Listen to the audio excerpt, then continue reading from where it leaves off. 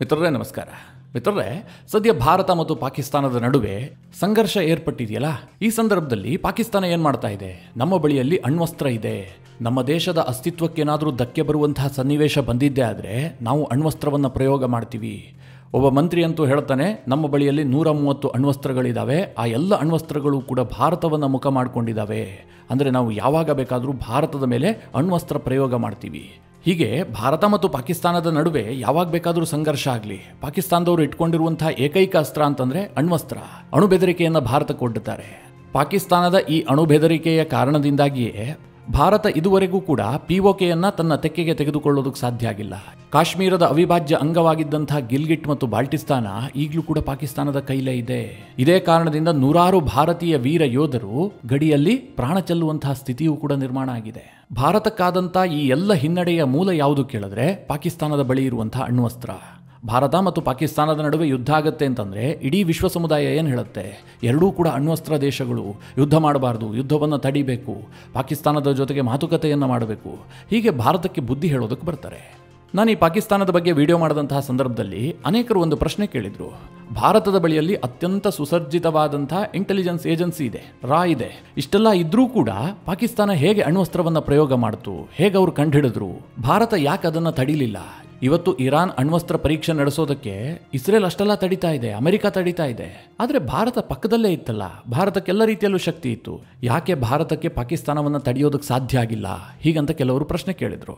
ಮಿತ್ರರೇ, ಖಂಡಿತವಾಗ್ಲೂ ಭಾರತ ಮನಸ್ಸು ಮಾಡಿದರೆ ಈ ಅಣ್ವಸ್ತ್ರ ಪರೀಕ್ಷೆಯನ್ನು ತಡೆಯಬಹುದಿತ್ತು.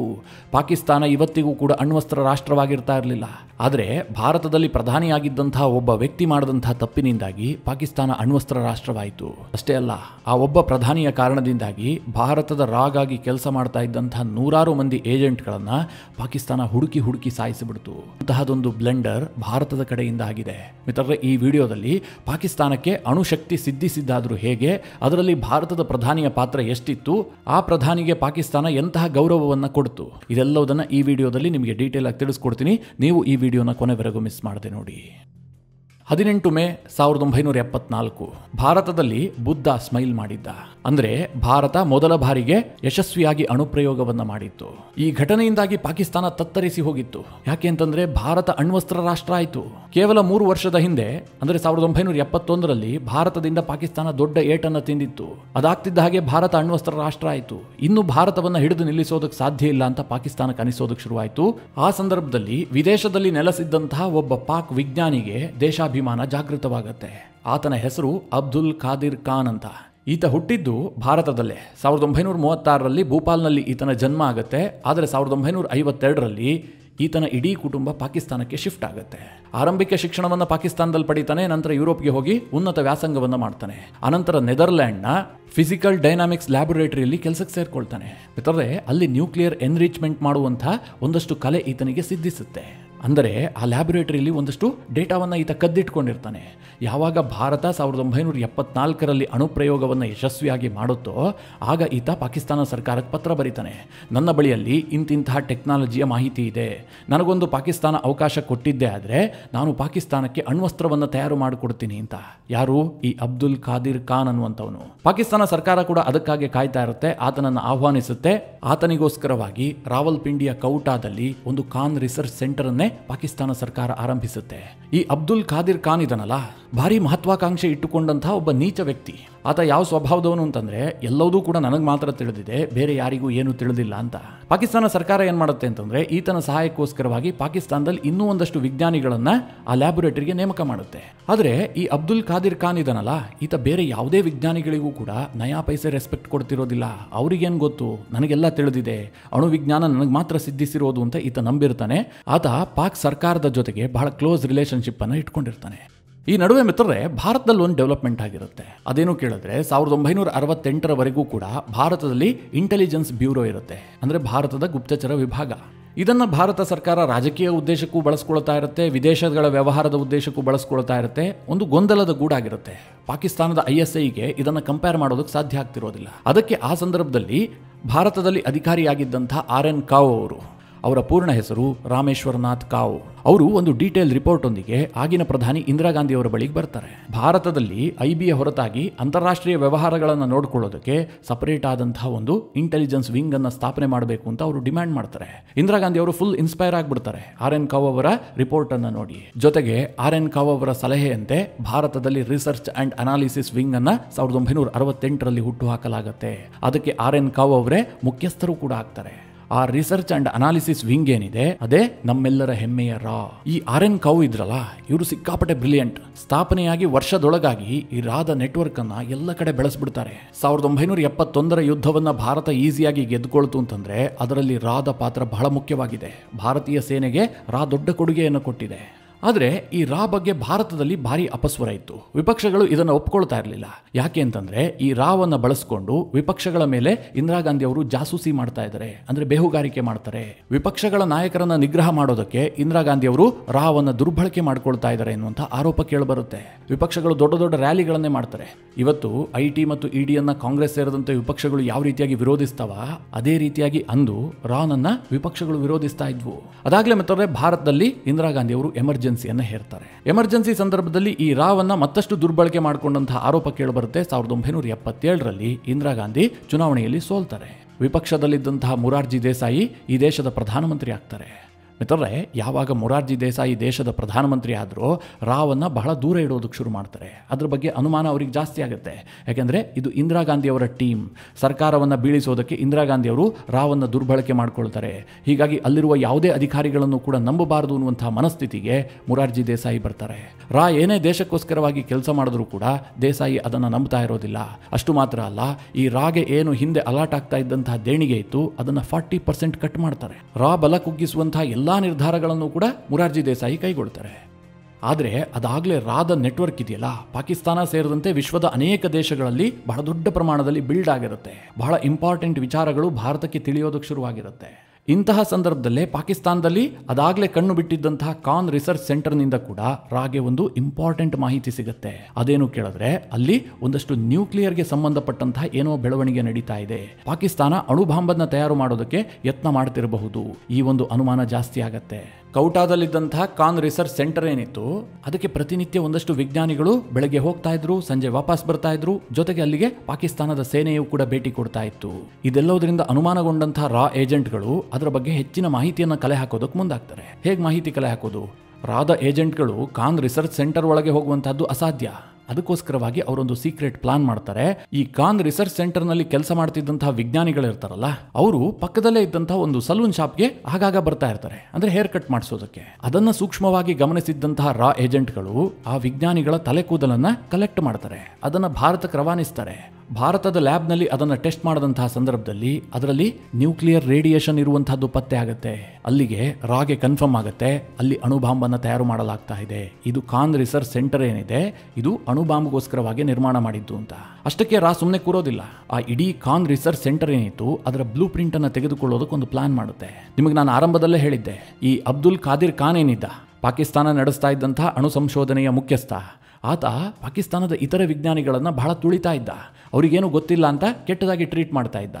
ಇದರ ಲಾಭವನ್ನು ಪಡೆದುಕೊಂಡಂತಹ ರಾ ಅಧಿಕಾರಿಗಳು ಅಲ್ಲೇ ಇದ್ದಂತಹ ಒಬ್ಬ ವಿಜ್ಞಾನಿಯನ್ನ ಸಂಪರ್ಕ ಮಾಡ್ತಾರೆ. ಅವನಿಗೆ ಹಣದ ಆಮಿಷವನ್ನು ಒಡ್ಡಿ ಇಡೀ ಬ್ಲೂ ಪ್ರಿಂಟ್ ಅನ್ನ ಕೇಳ್ತಾರೆ. ಆತ ಒಪ್ಕೊಳ್ತಾನೆ. ಕೇವಲ $10,000 ಇಡೀ ಕಾನ್ ರಿಸರ್ಚ್ ಸೆಂಟರ್ ಏನಿತ್ತು ಅದರ ಬ್ಲೂ ಪ್ರಿಂಟ್ ಅನ್ನು ಕೊಡೋದಕ್ಕೆ ಸಿದ್ಧ ಆಗ್ತಾನೆ. ಆದರೆ $10,000 ಕೊಡಬೇಕು ಅಂತಂದ್ರೆ ಭಾರತದ ರಾ ಏಕಾಂಗಿಯಾಗಿ ನಿರ್ಧಾರ ಕೈಗೊಳ್ಳೋದಕ್ಕೆ ಸಾಧ್ಯ ಆಗ್ತಾ ಇರಲಿಲ್ಲ. ಅದಕ್ಕೋಸ್ಕರವಾಗಿ ಪ್ರಧಾನಮಂತ್ರಿಗಳ ಅನುಮತಿ ಅಗತ್ಯವಿತ್ತು. ರಾದ ಮುಖ್ಯಸ್ಥರಾಗಿದ್ದಂತಹ RN ಕಾವ್ ಬಂದ್ಬಿಟ್ಟು ಮೊರಾರ್ಜಿ ದೇಸಾಯಿ ಅವರನ್ನ ಭೇಟಿ ಆಗ್ತಾರೆ. ಪಾಕಿಸ್ತಾನ ಅಣುಬಾಂಬನ್ನ ತಯಾರು ಮಾಡೋದಕ್ಕೆ ಯತ್ನ ಮಾಡ್ತಾ ಇದೆ, ನಮಗೆ ಇಂತಿಂತ ಮಾಹಿತಿ ಇದೆ, ನಾವೀಗ $10,000 ಆ ವ್ಯಕ್ತಿಗೆ ಕೊಟ್ಟಿದ್ದೆ ಆದ್ರೆ ಆ ಸೈಂಟಿಸ್ಟ್ ನಮಗೆ ಕಂಪ್ಲೀಟ್ ಬ್ಲೂ ಪ್ರಿಂಟ್ ಅನ್ನ ಕೊಡ್ತಾನೆ. ನಾವು ಪಾಕಿಸ್ತಾನದ ಅಣ್ವಸ್ತ್ರ ಪರೀಕ್ಷೆಯನ್ನ ಅಸ್ತವ್ಯಸ್ತಗೊಳಿಸಬಹುದು, ಯಾವತ್ತೂ ಪಾಕಿಸ್ತಾನ ಅಣುರಾಷ್ಟ್ರ ಆಗದಂತೆ ಮಾಡಬಹುದು ಅಂತೇಳಿ RN ಕಾವ್ ಮೊರಾರ್ಜಿ ದೇಸಾಯಿಗೆ ತಿಳಿಸ್ತಾರೆ. ಇದನ್ನ ಕೇಳದಂತಹ ಭಾರತದ ಪ್ರಧಾನಿಯಾಗಿದ್ದಂತಹ ಮೊರಾರ್ಜಿ ದೇಸಾಯಿ ಏನ್ ಮಾಡ್ಬೇಕಿತ್ತು ಹೇಳಿ? ರಾ ಮುಖ್ಯಸ್ಥರಾಗಿದ್ದಂತಹ ಅರೆನ್ ಕಾವ್ ಅವರ ಬೆಂತಟ್ಟಬೇಕಿತ್ತಾನೆ, ಜೊತೆಗೆ $10,000 ಇಮಿಡಿಯೇಟ್ ಆಗಿ ಸ್ಯಾಂಕ್ಷನ್ ಮಾಡಬೇಕಿತ್ತು ತಾನೆ. ಆದರೆ ಮುರಾರ್ಜಿ ದೇಸಾಯಿ ಹಾಗೆ ಮಾಡೋದಿಲ್ಲ. ಬದಲಾಗಿ ಅರೆನ್ ಕಾವ್ ಅವರಿಗೆ ಬೈತಾರೆ, ನಮಗೆ ಯಾಕೆ ಪಾಕಿಸ್ತಾನದ ಇಂಟರ್ನಲ್ ಮ್ಯಾಟರ್ಸ್, ಅವರು ಬೇಕಾದ್ರೆ ಅಣುಬಾಂಬನ್ನ ತಯಾರು ಮಾಡಿಕೊಳ್ಳಲಿ, ಅದಕ್ಕೆ ನಾವು ಹಸ್ತಕ್ಷೇಪ ಮಾಡುವಂತಹದ್ದು ತಪ್ಪಾಗತ್ತೆ, ಅಂತಾರಾಷ್ಟ್ರೀಯ ಒತ್ತಡಗಳನ್ನು ಎದುರಿಸಬೇಕಾಗತ್ತೆ, ಇದರಿಂದ ನಮಗೇನು ಲಾಭ ಆಗೋದಿಲ್ಲ, ನಾನು $10,000 ಕೊಡೋದಕ್ಕೆ ಸಿದ್ಧ ಇಲ್ಲ ಅಂತೇಳಿ ಮುರಾರ್ಜಿ ದೇಸಾಯಿ ಅದನ್ನು ತಿರಸ್ಕರಿಸ್ತಾರೆ. ಆಗ ಅರೆನ್ ಕಾವ್ ರಾ ಮುಖ್ಯಸ್ಥ ಹುದ್ದೆಗೆ ರಾಜೀನಾಮೆಯನ್ನ ಕೊಟ್ಟು ವಾಪಸ್ ಹೋಗ್ಬಿಡ್ತಾರೆ. ಮಿತ್ರರೇ, ಮುರಾರ್ಜಿ ದೇಸಾಯಿ ಇದಿಷ್ಟನ್ನೇ ಮಾಡಿದ್ರೆ ಏನೂ ಆಗ್ತಾ ಇರಲಿಲ್ಲ. ಆದರೆ ಅದರ ಆಚೆಗೆ ಒಂದು ಕೆಟ್ಟ ಕೆಲಸ ಮಾಡ್ತಾರೆ. ಇವತ್ತು ಭಾರತ ಮುರಾರ್ಜಿ ದೇಸಾಯಿ ಅಂತವರೂ ಕೂಡ ಭಾರತದ ಪ್ರಧಾನಮಂತ್ರಿ ಆಗಿದ್ರಾ ಹೀಗಂತ ಹೇಸಿಗೆ ಪಟ್ಟುಕೊಳ್ಳುವಂತಹ ಕೆಲಸವನ್ನ ಮುರಾರ್ಜಿ ದೇಸಾಯಿ ಮಾಡ್ತಾರೆ. ಅದೇನು ಕೇಳಿದ್ರೆ, ಆಗ ಪಾಕಿಸ್ತಾನದಲ್ಲಿ ಅಧಿಕಾರದಲ್ಲಿದ್ದು ಸೇನಾ ಮುಖ್ಯಸ್ಥನಾಗಿದ್ದಂತಹ ಜಿಯಾ ಉಲ್ ಹಕ್, ಆತ ಮಿಲಿಟರಿ ಸರ್ವಾಧಿಕಾರಿ. ಈ ಜಿಯಾ ಉಲ್ ಹಕ್ಗೂ ಮುರಾರ್ಜಿ ದೇಸಾಯಿಗೂ ಬಹಳ ಒಳ್ಳೆ ಲಿಂಕ್ ಇತ್ತು. ಈ ಮುರಾರ್ಜಿ ದೇಸಾಯಿ ಅಮೆರಿಕ ಪ್ರವಾಸ ಮಾಡಿರ್ತಾರೆ, ಅಲ್ಲೊಂದು ಇಂಟರ್ವ್ಯೂ ಅನ್ನು ಕೂಡ ಕೊಟ್ಟಿರ್ತಾರೆ. ಆ ಇಂಟರ್ವ್ಯೂನಲ್ಲಿ ತನಗಿದ್ದಂತಹ ಒಂದು ಕೆಟ್ಟ ಅಭ್ಯಾಸದ ಬಗ್ಗೆ ಇಡೀ ಜಗತ್ತಿಗೆ ತಿಳಿಸಿರ್ತಾರೆ. ಅದೇನು ಕೇಳಿದ್ರೆ, ಸ್ವಮೂತ್ರ ಪಾನ. ನಿಮಗಿದನ್ನು ಕೇಳಿದ್ರೆ ಆಶ್ಚರ್ಯ ಆಗಬಹುದು, ಆದರೂ ಕೂಡ ಸತ್ಯ.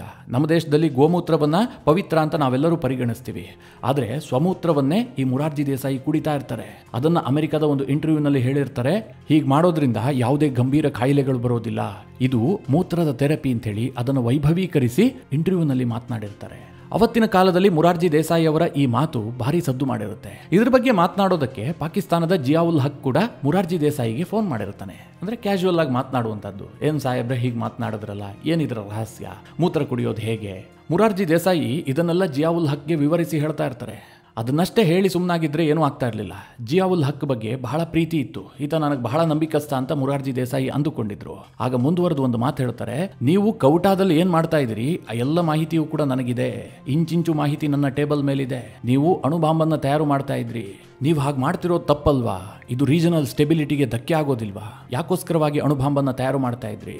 ಹೀಗೆ ಒಂದು ತಮಾಷೆಯಾಗಿ ಆ ಎಲ್ಲ ವಿಚಾರವನ್ನ ಮುರಾರ್ಜಿ ದೇಸಾಯಿ ತನ್ನ ಬಾಯಲ್ಲಿ ಕಕ್ಕುತ್ತಾರೆ. ಇದನ್ನು ಕೇಳದಂತಹ ಜಿಯಾ ಉಲ್ ಹಕ್ ಅಕ್ಷರಶಃ ಬೆವತು ಹೋಗಿದ್ದ.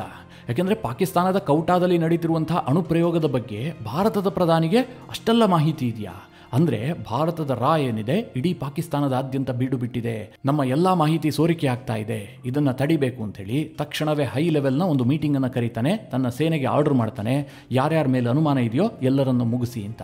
ಮಿತ್ರರೇ, ನೀವು ನಂಬೋದಕ್ಕೆ ಸಾಧ್ಯ ಇಲ್ಲ, ಭಾರತದ ಪ್ರಧಾನಿ ಮುರಾರ್ಜಿ ದೇಸಾಯಿ ಅವರ ಅದೊಂದು ಹೇಳಿಕೆಯಿಂದಾಗಿ ಜಿಯಾ ಉಲ್ ಹಕ್ ಪಾಕಿಸ್ತಾನದಲ್ಲಿ ಭಾರತೀಯ ರಾ ಅಧಿಕಾರಿಗಳ ನರಮೇಧವನ್ನೇ ಮಾಡಿಬಿಡ್ತಾನೆ. ನಮ್ಮದೇನು ನೆಟ್ವರ್ಕ್ ಬೆಳೆದಿತ್ತಲ್ಲ ಆ ಎಲ್ಲದನ್ನ 3-4 ದಿನಗಳಲ್ಲೇ ಖತಮ್ ಮಾಡಿಬಿಡ್ತಾನೆ. ಆ ರಾ ನೆಟ್ವರ್ಕ್ ಅನ್ನು ಬೆಳೆಸೋದಕ್ಕೆ ಭಾರತ ದಶಕಗಳ ಪ್ರಯತ್ನವನ್ನು ಪಟ್ಟಿರುತ್ತೆ. ಇದರಿಂದ ಪಾಕಿಸ್ತಾನ ಅಣ್ವಸ್ತ್ರ ಹೊಂದೋದಕ್ಕೆ ಏನಾದರೂ ಹಿನ್ನಡೆ ಆಯ್ತಾ ಕೇಳಿದ್ರೆ ಸ್ವಲ್ಪ ಹಿನ್ನಡೆ ಆಯಿತು. ಯಾಕೆಂದ್ರೆ ಅವ್ರಿಗೆ ಗೊತ್ತಾಯಿತು ಭಾರತಕ್ಕೆಲ್ಲ ಮಾಹಿತಿಯೂ ಕೂಡ ಇದೆ, ಅವರು ಯಾವಾಗ ಬೇಕಾದರೂ ಇದನ್ನು ಧ್ವಂಸ ಮಾಡಬಹುದು ಅಂತ. ಹೀಗಾಗಿ ಅವರು ಕೌಟಾದಿಂದ ಬೇರೆ ಕಡೆಗೆ ಈ ಪ್ಲಾನ್ ಅನ್ನು ಸ್ವಲ್ಪ ದಿನಗಳ ಕಾಲ ಶಿಫ್ಟ್ ಮಾಡಿದ್ರು. ನಂತರ ಬಹಳ ರಹಸ್ಯವಾಗಿ ಎಲ್ಲ ಕಾರ್ಯಾಚರಣೆಗಳು ಕೂಡ ನಡೀತು. ಹೀಗಾಗಿ 1998ರವರೆಗೂ ಕೂಡ ಪಾಕಿಸ್ತಾನ ಅಣ್ವಸ್ತ್ರವನ್ನು ಹೊಂದೋದಕ್ಕೆ ಸಾಧ್ಯ ಆಗಿಲ್ಲ. ಆದರೆ ಮಿತ್ರರೇ, ನಿಮಗೆ ನೆನಪಿರಲಿ, ಅವತ್ತು ಮುರಾರ್ಜಿ ದೇಸಾಯಿ ಬದಲಿಗೆ ಇಂದಿರಾ ಗಾಂಧಿ ಅಂತವರು ಅಥವಾ ಇನ್ಯಾರೋ ಗಟ್ಟಿಯಾದಂತಹ ಒಬ್ಬ ಪ್ರಧಾನಿ ಭಾರತದಲ್ಲಿ ಇದ್ದಿದ್ದೇ ಆಗಿದ್ರೆ ಪಾಕಿಸ್ತಾನ ಯಾವುದೇ ಕಾರಣಕ್ಕೂ ಕೂಡ ಅಣ್ವಸ್ತ್ರವನ್ನು ಹೊಂದೋದಕ್ಕೆ ಸಾಧ್ಯ ಆಗ್ತಾ ಇರಲಿಲ್ಲ. ಕ್ಷಣ ಮಾತ್ರದಲ್ಲಿ ಅದೆಲ್ಲದನ್ನು ಕೂಡ ಭಾರತ ಧ್ವಂಸ ಮಾಡಬಹುದಿತ್ತು. ಇದರ ಜೊತೆಗೆ ಮುರಾರ್ಜಿ ದೇಸಾಯಿ ಅವರಿಗೆ ಇನ್ನೊಂದು ಆಪ್ಷನ್ ಕೂಡ ಇತ್ತು.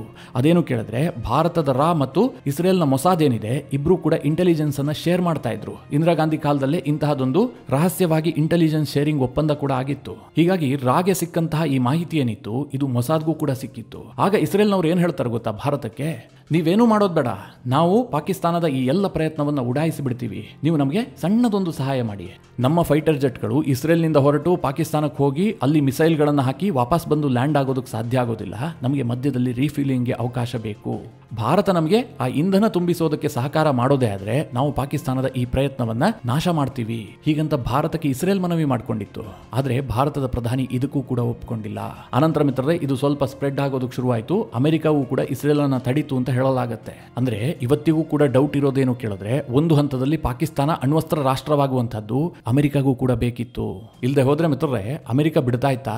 ಇವತ್ತು ಇರಾನ್ ಬಗ್ಗೆ ಸಣ್ಣದಾಗಿ ಡೌಟ್ ಇರೋದಕ್ಕೆ ಇರಾನ್ನ ಎಲ್ಲ ವಿಜ್ಞಾನಿಗಳನ್ನ ಹತ್ಯೆ ಮಾಡ್ತಾ ಇದ್ದಾರೆ, ಇರಾನ್ನ ಸೇನಾ ಮುಖ್ಯಸ್ಥನನ್ನ ಹತ್ಯೆ ಮಾಡ್ತಾರೆ. ಅಮೆರಿಕ ಯಾವ ಲೆವೆಲ್ಗೆ ಬೇಕಾದ್ರೂ ಇರಾನ್ ಮೇಲೆ ಪ್ರೆಷರ್ ಹಾಕೋದಕ್ಕೆ ಸಿದ್ಧ ಇದೆ. ಪಾಕಿಸ್ತಾನದ ಅಣ್ವಸ್ತ್ರದ ಬಗ್ಗೆ ಇಷ್ಟೆಲ್ಲ ಮಾಹಿತಿ ಲೀಕ್ ಆದ್ರೂ ಕೂಡ ಅಮೆರಿಕ ಏನೂ ಮಾಡಿರಲಿಲ್ಲ. ಅಂದ್ರೆ ಅವರ ಸಪೋರ್ಟ್ ಕೂಡ ಇತ್ತು. ಇಸ್ರೇಲ್ ಅನ್ನ ತಡೆದಿದ್ದು ಕೂಡ ಅಮೆರಿಕ ಅನ್ನುವಂಥದ್ದು ಅನಂತರದಲ್ಲಿ ಅನುಮಾನಗಳು ಹುಟ್ಟುಕೊಂಡು. ಇಲ್ಲಿ ಮಿತ್ರರೇ, ಅಮೆರಿಕ, ಇಸ್ರೇಲ್ ಇದನ್ನೆಲ್ಲ ಬಿಟ್ಟುಬಿಡಿ, ನಮ್ಮ ರಾ ಅಂತಹದೊಂದು ಯಶಸ್ಸನ್ನ ಗಳಿಸಿತ್ತು. ಭಾರತದ ಪ್ರಧಾನಮಂತ್ರಿ ಚೇರ್ನಲ್ಲಿ ಒಬ್ಬ ಗಡುಸಾದಂತಹ ವ್ಯಕ್ತಿ ಕೂತಿದ್ದೇ ಆಗಿದ್ರೆ ಪಾಕ್ ನ್ಯೂಕ್ಲಿಯರ್ ಕನಸು ಕನಸಾಗಿ ಉಳಿತಾ ಇತ್ತು. ಅಂತಿಮವಾಗಿ 1998 ಮೇ 28ನೇ ತಾರೀಕು ಪಾಕಿಸ್ತಾನ ಅಣ್ವಸ್ತ್ರ ಪರೀಕ್ಷೆಯನ್ನು ಮಾಡುತ್ತೆ. ವಿಶ್ವದ 7ನೇ ನ್ಯೂಕ್ಲಿಯರ್ ಪವರ್ ದೇಶವಾಗಿ ಪಾಕಿಸ್ತಾನ ಹೊರಹೊಮ್ಮುತ್ತೆ. ಮಿತ್ರರೇ, ಸ್ವತಂತ್ರ ಭಾರತದಲ್ಲಿ ಭಾರತಕ್ಕೆ ಅತಿ ದೊಡ್ಡ ಹಿನ್ನಡೆ ಏನಾದರೂ ಆಗಿದ್ರೆ ಅದು ಪಾಕಿಸ್ತಾನಕ್ಕೆ ಸಿಕ್ಕಂತಹ ನ್ಯೂಕ್ಲಿಯರ್. ಅದನ್ನು ಹೊರತುಪಡಿಸಿ ಇನ್ಯಾವುದೂ ಕೂಡ ಇದಕ್ಕೆ ಸನಿಸಮವಾದ ಬ್ಲೆಂಡರ್ ಅನ್ನ ಭಾರತ ಮಾಡಿಲ್ಲ. ಮಿತ್ರರೇ, ಭಾರತದ ಪ್ರಧಾನಿಯಾಗಿದ್ದಂತಹ ಮೊರಾರ್ಜಿ ದೇಸಾಯಿ ಪಾಕಿಸ್ತಾನಕ್ಕೆ ಇಷ್ಟೆಲ್ಲ ಹೆಲ್ಪ್ ಮಾಡಿದ್ರಲ್ಲ, ಇದಕ್ಕೆ ಅವ್ರಿಗೆ ಏನು ಉಡುಗೊರೆ ಸಿಕ್ತು ಕೇಳಿದ್ರೆ, ಪಾಕಿಸ್ತಾನದ ಅತ್ಯುನ್ನತ ನಾಗರಿಕ ಗೌರವವಾದಂತಹ ನಿಶಾನೆ ಪಾಕಿಸ್ತಾನ ಪ್ರಶಸ್ತಿಯನ್ನ ಮೊರಾರ್ಜಿ ದೇಸಾಯಿ ಕೊಡ್ತು. ಈ ಪ್ರಶಸ್ತಿಯನ್ನ ಪಡೆದಂತಹ ಏಕೈಕ ಭಾರತೀಯ ಈ ಮೊರಾರ್ಜಿ ದೇಸಾಯಿ. ಮಿತ್ರರೇ, ಇದಿಷ್ಟು ಪಾಕಿಸ್ತಾನ ಹೇಗೆ ನ್ಯೂಕ್ಲಿಯರ್ ಪವರ್ ದೇಶ ಆಯಿತು, ಭಾರತ ಯಾವ ರೀತಿಯಾಗಿ ಎಡವಿತು, ದುರ್ಬಲ ಆಡಳಿತದ ಎಡವಟ್ಟುಗಳು ಯಾವ ರೀತಿಯಾಗಿ ದೇಶಕ್ಕೆ ದುಬಾರಿ ಆಗತ್ತೆ ಅನ್ನೋದರ ಕುರಿತಾದಂತಹ ಒಂದಿಷ್ಟು ಮಾಹಿತಿ. ಈ ಬಗ್ಗೆ ನಿಮ್ಮ ಅನಿಸಿಕೆ ಅಭಿಪ್ರಾಯವನ್ನು ಕಮೆಂಟ್ ಮಾಡುವ ಮೂಲಕ ನಮಗೆ ತಿಳಿಸಿ. ಹಾಗೆ ನಿಮಗೆ ಈ ವಿಡಿಯೋ ಇಷ್ಟವಾದರೆ ಲೈಕ್ ಮಾಡಿ. ಜೊತೆಗೆ ನೀವಿನ್ನೂ ನಿಮ್ಮ ನೆಚ್ಚಿನ ಸಂಸ್ಕಾರ ಸೌರಭ ಯೂಟ್ಯೂಬ್ ಚಾನಲ್ನ ಸಬ್ಸ್ಕ್ರೈಬ್ ಮಾಡಿಲ್ಲ ಅಂತಾದರೆ ಈ ಕೂಡಲೇ ಸಬ್ಸ್ಕ್ರೈಬ್ ಮಾಡಿ. ಮುಂದಿನ ಎಲ್ಲ ಅಪ್ಡೇಟ್ಗಳ ನೋಟಿಫಿಕೇಷನ್ಗಾಗಿ ಬೆಲ್ ಐಕಾನ್ ಒತ್ತಿ.